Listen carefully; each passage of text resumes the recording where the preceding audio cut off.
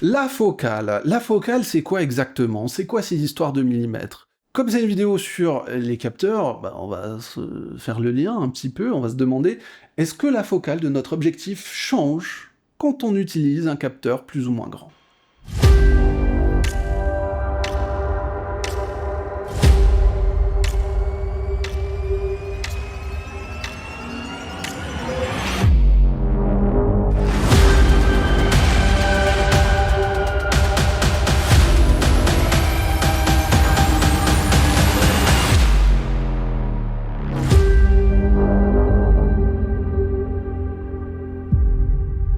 Quand tu utilises une caméra, peu importe la caméra, tu as forcément besoin d'un objectif. Son but, c'est d'amener la lumière sur le capteur.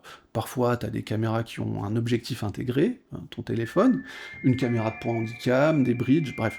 Et parfois, tu as des caméras à optique interchangeable qui nécessitent alors de louer ou d'acheter un ou plusieurs objectifs d'une certaine monture.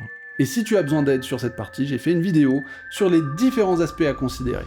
En tout cas, la principale caractéristique qu'un vendeur ou un loueur va mettre en avant d'un objectif, c'est la focale. Si on parle d'un objectif à focale fixe, bah on t'indiquera si c'est un 35 mm, un 50, un 300, etc. Il y en a d'autres. Alors que si c'est un objectif à focale variable, bah on précisera l'étendue de ces focales. 12-35 mm, 18-50, 24-70. Ça implique que tu as une bague supplémentaire, une bague de zoom, qui te permet de varier la focale pour un 24-70, de 24 jusqu'à 70 mm. Plus la focale la plus haute est grande, plus tu seras zoomé. Hein, super, on savait déjà à peu près tout ça, mais ce qu'on veut vraiment savoir ici, pour commencer, c'est qu'est-ce que ça veut dire tous ces millimètres? À quoi ça correspond exactement?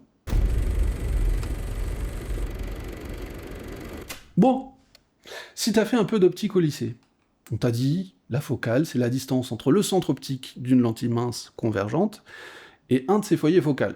Foyer focal objet ou foyer focal image.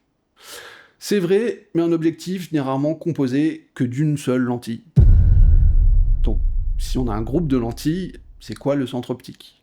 On ne sait toujours pas à partir d'où commencer à compter les millimètres. On n'a toujours pas de définition rigoureuse de la focale si on n'a pas quelque chose pour remplacer le centre optique.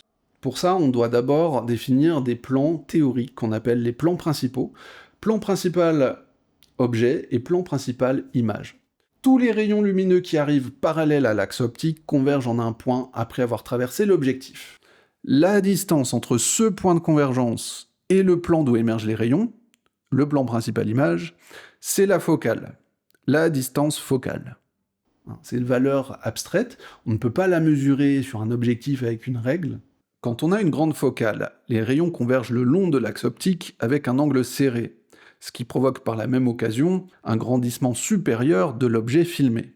Alors qu'avec une focale plus courte, les rayons vont tendre vers un plus grand angle. L'image de cet objet sera donc plus petit sur le capteur. La focale va donc jouer sur la portion des objets que tu filmes.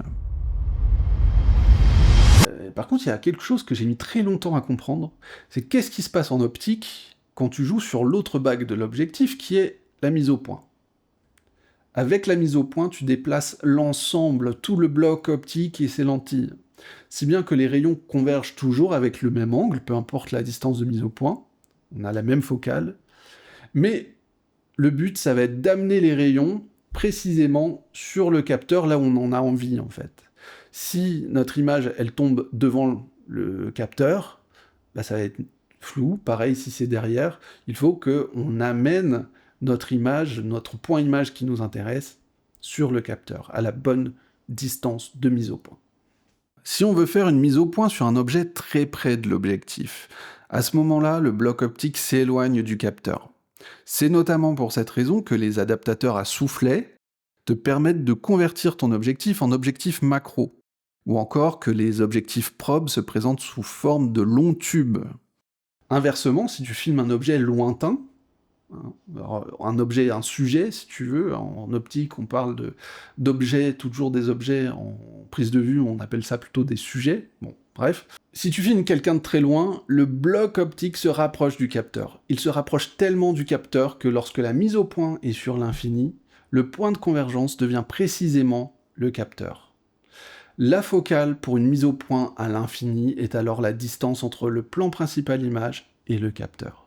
Mais le choix de la focale et de la distance avec le sujet, c'est pas anodin, tu vois, c'est important. Si tu fais un gros plan sur quelqu'un avec une focale grand angle, forcément tu devras te rapprocher très près du sujet. Alors que si tu fais la même valeur de gros plan avec une focale serrée, une grande focale, tu seras plus éloigné. La différence majeure entre les deux, tu as évidemment la déformation liée au grand angle, mais surtout la place du décor dans ce gros plan qui n'est pas du tout la même. En grand angle, on voit tout le décor, alors que sur un serré, on est serré, on est tassé derrière le sujet. Voilà, c'était la petite respiration pratique pour revenir à la question qui nous intéresse un peu plus. Quelle influence de la taille du capteur sur la focale ? Qu'on soit clair là-dessus.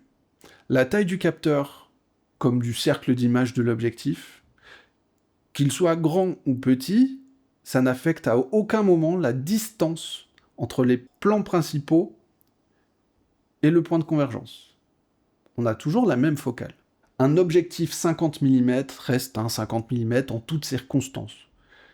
Peu importe que tu utilises ce 50 mm sur une caméra Super 35, une caméra full frame ou une caméra moyen format.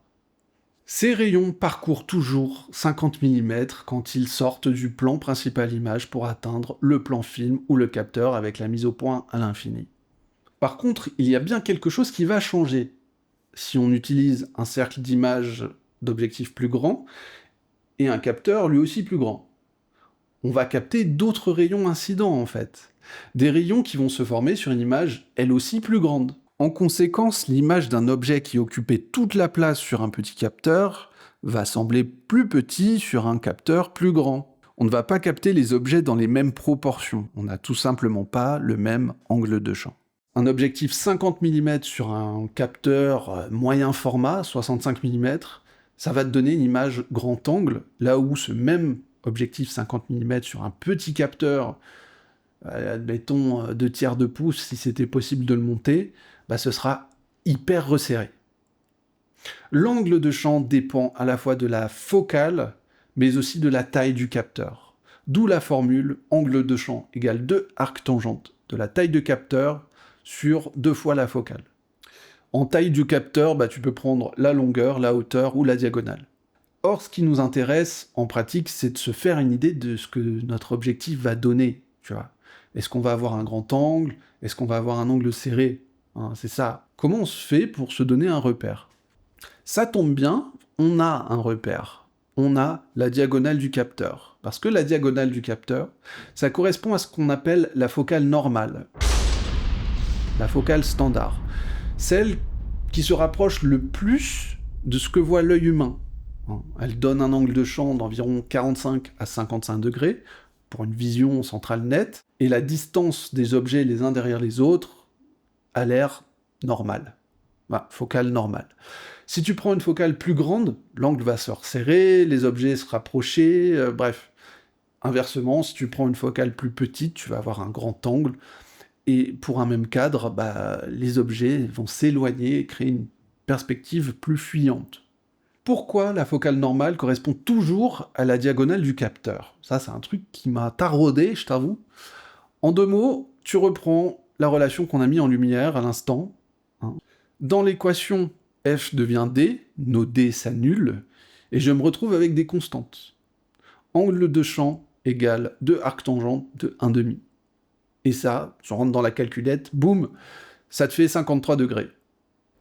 Peu importe la taille du capteur, on aura toujours un angle de champ de 53 degrés pour la diagonale, et 53 degrés, c'est bien entre les 45 et 55 degrés de la vision humaine. Connaître cette notion de focale normale, ça devient vraiment utile quand tu changes de caméra et de taille de capteur, en fait. Dis-toi que pour une focale 2 fois plus petite que la diagonale de capteur, tu auras du grand angle. Et pour une focale 2 fois plus grande, tu auras du serré. Prends une caméra full frame, diagonale 43 mm, si tu veux un grand angle, tu divises par 2, tu sais qu'à 20 mm, tu auras du grand angle. Alors que 80 mm, 2 fois plus que 40, tu auras du serré. Caméra micro 4/3, c'est 20 mm de diagonale, donc ça veut dire que pour avoir un grand angle, faudra au moins utiliser du 10 mm, 2 fois plus petit que 20 mm, ou du 40 mm pour du serré. Tu vois, on se crée des repères, le repère, c'est la diagonale du capteur. C'est tout. Ça nous permet de bien choisir nos outils. Qu'on ne me reprenne pas, une focale ne change jamais en fonction du capteur. Ce qui change, c'est la portion de ce que tu vois, c'est l'angle de champ. Il y a un seul accessoire, un type d'accessoire qui provoque un changement de focale, c'est le focal reducer, un speed booster, ou le procédé inverse, l'expander. Ce sont des accessoires qui adaptent le cercle des images des objectifs à la taille du capteur. Ils modifient par la même occasion la convergence des rayons et la quantité de lumière transmise.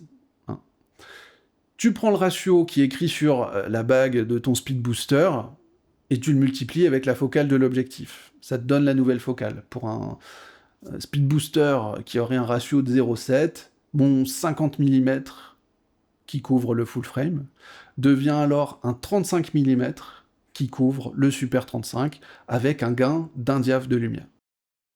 Dans le cas de l'expander, on serait sur des ratios supérieurs à 1, avec une perte de lumière, c'est l'effet inverse.